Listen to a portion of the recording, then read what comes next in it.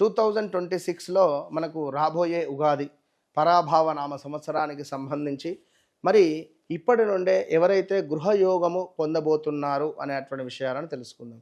2026లో ఏ రాశుల వారు చక్కగా మరి గృహానికి సంబంధించినటువంటి యోగాలను పొందే అటువంటి సందర్భాలలో ముఖ్యంగా, ఎందుకంటే గృహయోగము లేనటువంటి వారు కూడా ఒకవేళ గృహానికి సంబంధించినటువంటి ఆ యొక్క పనులను మొదలుపెట్టడం ద్వారా ఆ పనులు లేట్ అవుతుంది. చూస్తూ ఉంటాం మనము.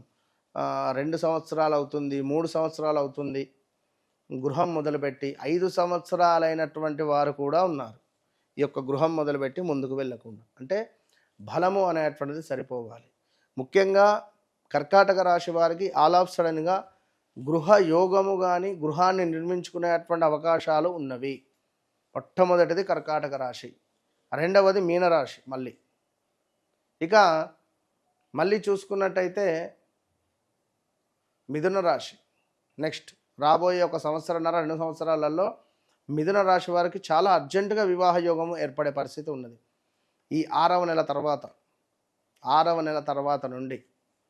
ఇక కన్యారాశి వారు కూడా చక్కగా కూడా మనకు గృహ యోగము ఏర్పడేటువంటి పరిస్థితి ఉన్నది. నెక్స్ట్ తులారాశి ఆల్సో గృహయోగం ఏర్పడేటువంటి పరిస్థితి ఉన్నది. నెక్స్ట్ మనకు మకర రాశి వారికి ఇంతే. ఇక మరి లేని వారు ఎవరయ్యా అంటే వృషభ రాశి, మనకు సింహరాశి, మేషరాశి, వృశ్చిక రాశి, ధనస్సు రాశి, కుంభరాశి.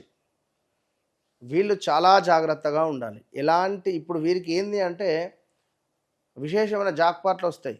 ఇగో ఒక ₹1 కోటి లోన్ వచ్చేది ఉంది, కానీ ఒక 30 లక్షలు కట్టాల్సి వస్తుంది అనేవరకు మనకు అందులోంచి ఏమైనా అవకాశం ఉన్నదా తెలియదు. మనకు 50 లక్షలు సహాయం చేస్తా అన్నా, లేదా ఒక 30 లక్షలు సహాయం చేస్తా అన్నా, లేదా ఇంకెంతన్నా సహాయం చేస్తా అంటే 3 లక్షలు మీరు ఇవ్వాలి అనుకున్నా కూడా ఇది ఒక స్కామ్ లాగా అవుతుంది అన్నట్టు. మనకు ఇలాంటి అవకాశాలు ఇలాంటివి మనకు తగులుతాయి ఈ దెబ్బలు.